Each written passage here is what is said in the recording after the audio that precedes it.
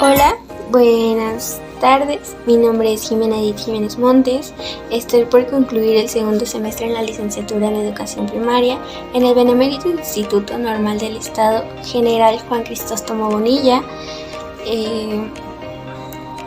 Lo que me motiva para estudiar la licenciatura en Educación Primaria es para generar un cambio en las pequeñas vidas que estarán a mi cuidado. El objetivo para elaborar este video es para llevar a la conciencia de todos el cómo el contexto escolar influye en la práctica docente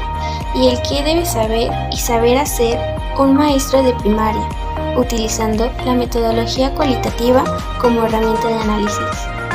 Para comenzar, empezaré a definir el contexto escolar. De acuerdo con Jacques Piaget, el contexto escolar lo define como el entorno a través del cual los sujetos construyen activamente sus conocimientos mediante la interacción con la realidad,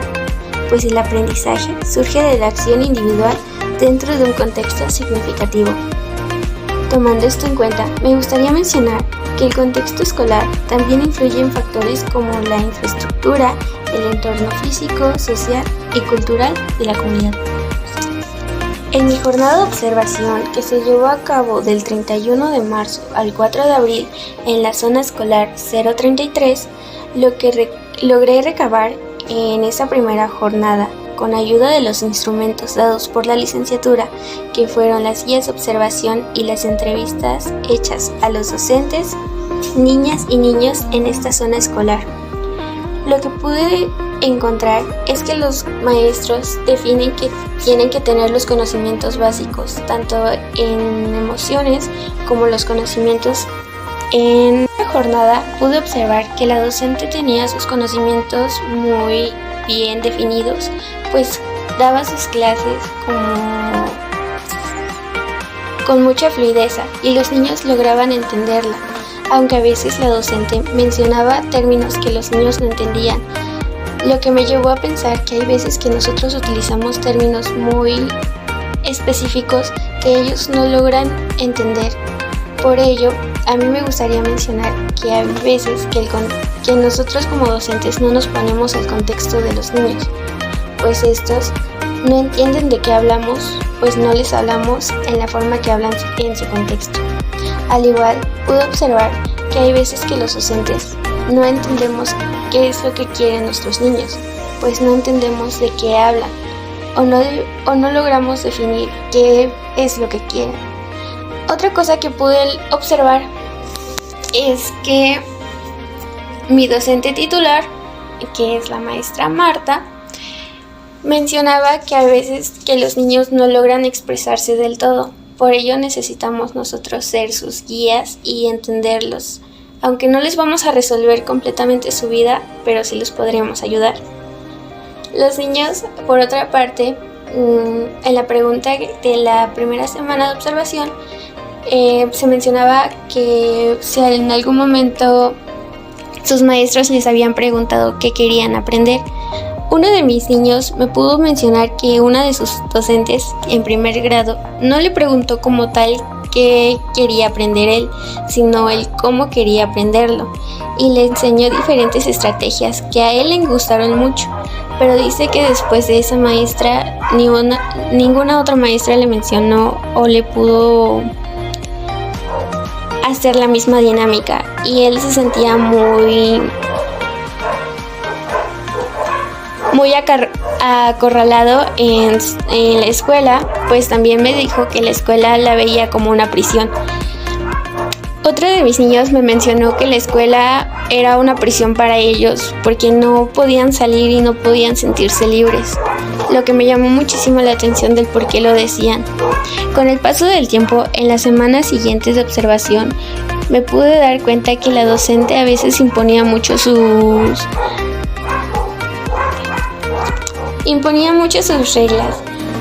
y también había veces que no los escuchaba, a lo que me lleva al punto de que nosotros como docentes tenemos que escuchar a nuestros niños,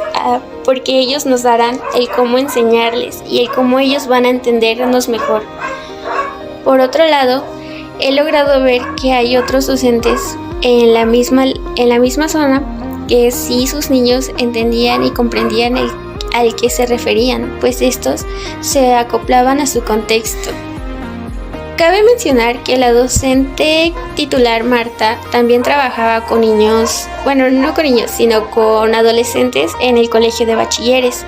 Por ello, me mencionó la docente que había veces que ella no entendía cómo expresarse con los niños, pues estos hacían de otro modo las cosas que hacían sus niños de bachiller. A veces se sentía muy frustrada porque no los lograba entender del todo, pero ya después de estudiar un curso de psicología,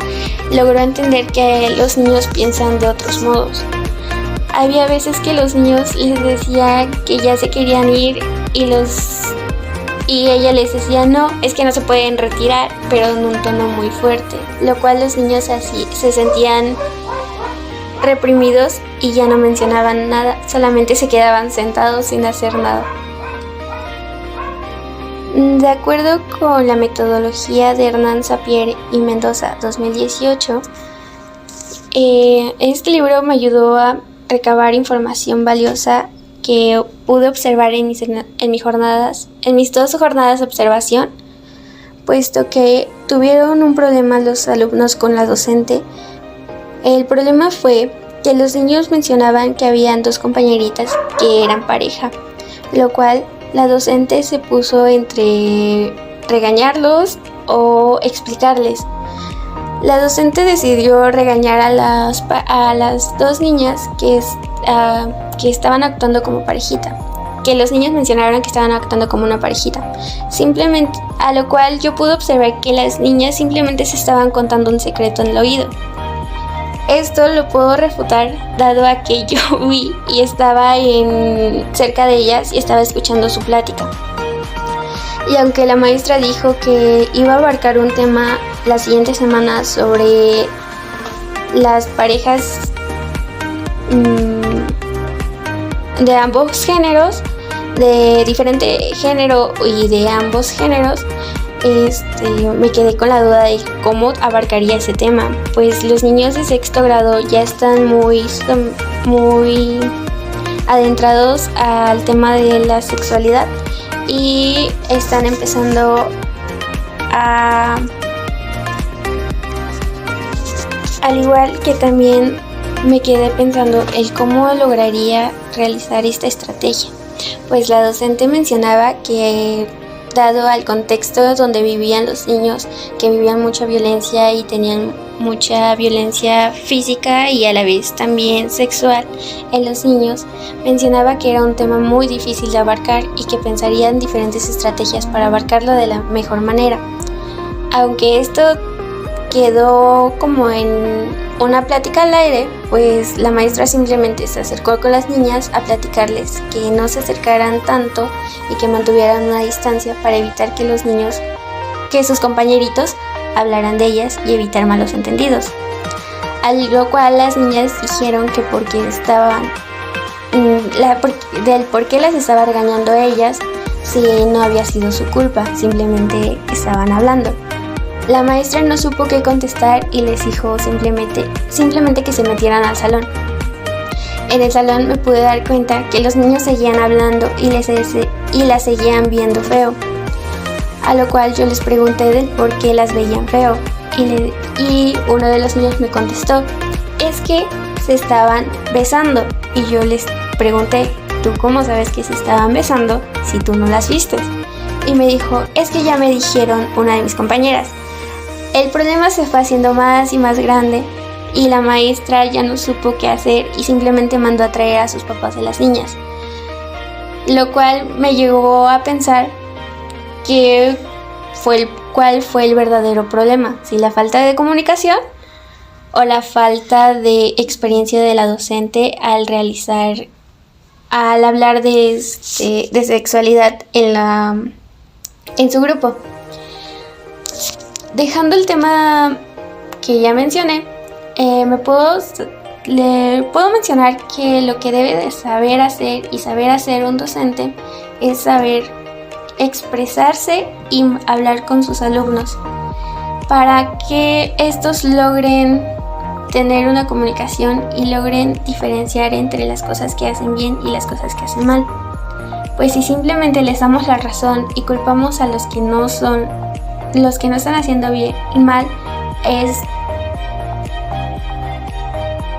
Para concluir este video y ya no alargarlo más, quisiera decir que lo que debe saber hacer y saber hacer un docente de primaria es tener una comunicación asertiva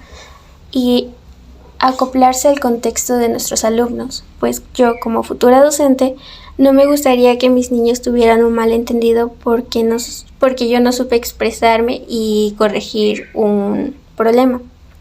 Al igual que lo que debo de hacer es... A lo cual yo también debo de saber hacer,